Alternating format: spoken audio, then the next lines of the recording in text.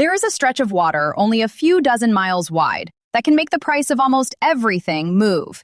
It is the Strait of Hormuz, the exit from the Persian Gulf to the open ocean.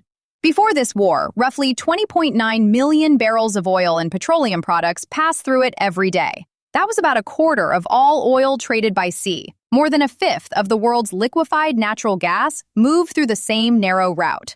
So when ships hesitate there, it is not just a Middle East story. It becomes an electricity story in Asia, a fuel story in Europe, an insurance story in London, and eventually, a prices story almost everywhere. On July 13th, Reuters reported that President Donald Trump said the United States would restore a naval blockade on Iran and would be reimbursed 20% on cargo shipped through Hormuz. That phrase matters, not because it created a functioning toll booth overnight, it did not, and not because Washington suddenly owns the strait, it does not. It matters because it reveals what this war has become, a fight over a bottleneck so valuable that every side wants to turn control of passage into leverage. This is not a story about who owns the water. It is about who can make the world pay for using it. The story begins with geography. The Persian Gulf is a basin full of oil fields, export terminals, refineries, and LNG plants. Hormuz is its narrow door. Saudi Arabia and the United Arab Emirates have pipelines that can bypass part of the route, but part is doing a lot of work in that sentence. The U.S. Energy Information Administration estimates their combined bypass capacity at about 4.7 million barrels per day. That is useful in a disruption. It is not a substitute for a corridor that carried 20.9 million barrels per day. The exposure is not shared equally. Almost 89% of the crude oil and condensate that crossed Hormuz in the first half of 2025 was headed to Asian markets. China, India, Japan, and South Korea were the largest destinations. The United States imported far less through the strait, about 0.4 million barrels per day in that period. But lower direct dependence does not mean immunity. Oil is traded in one global market. A supply shock in the Gulf changes the price paid by buyers far beyond the Gulf. And gas adds another problem. Qatar's LNG exports depend heavily on this route. When the strait tightens, countries that do not buy oil from the Gulf can still compete for scarcer gas elsewhere. The war turned this vulnerability from a model into a live stress test. The International Energy Agency says the conflict that began on February 28th impeded oil flows through Hormuz so severely that crude and refined product exports fell to less than 10% of their pre-conflict level.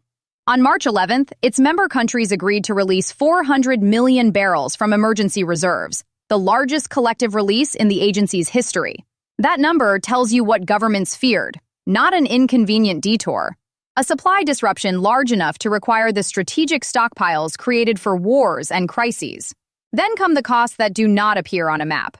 A tanker does not sail because a politician says a route is open. Its owner needs a crew willing to sail, a charterer willing to hire it, fuel, port access, financing, and insurance that will still cover a voyage through a war risk zone. Each new warning changes that calculation.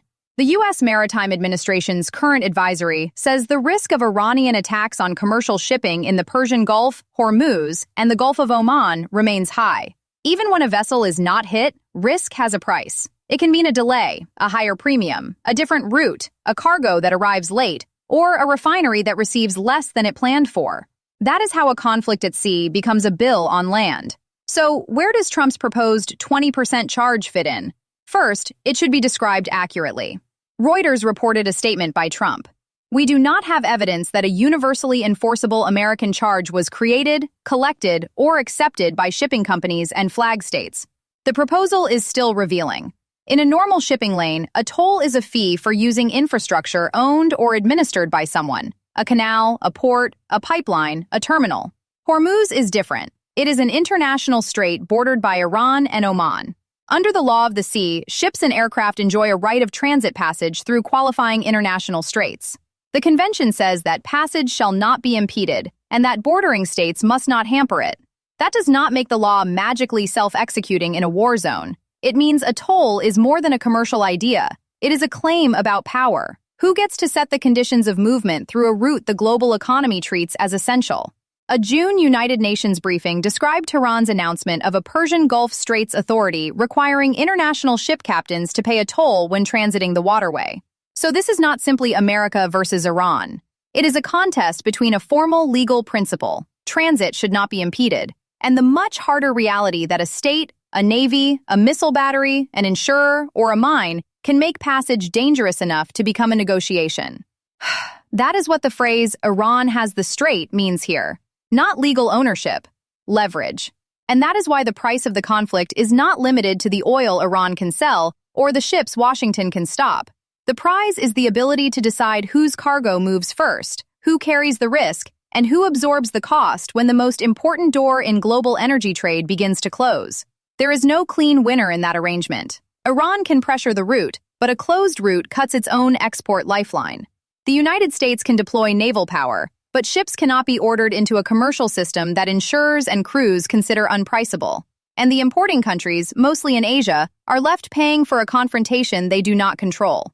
The world likes to imagine oil as something pulled from the ground, but oil is also permission. Permission to insure a ship, permission to cross a border, permission to enter a port, permission to keep a narrow line of water open. At Hormuz, that permission is now the battlefield. And the question is not who owns the world's most valuable strait. The question is who can make everyone else pay for it.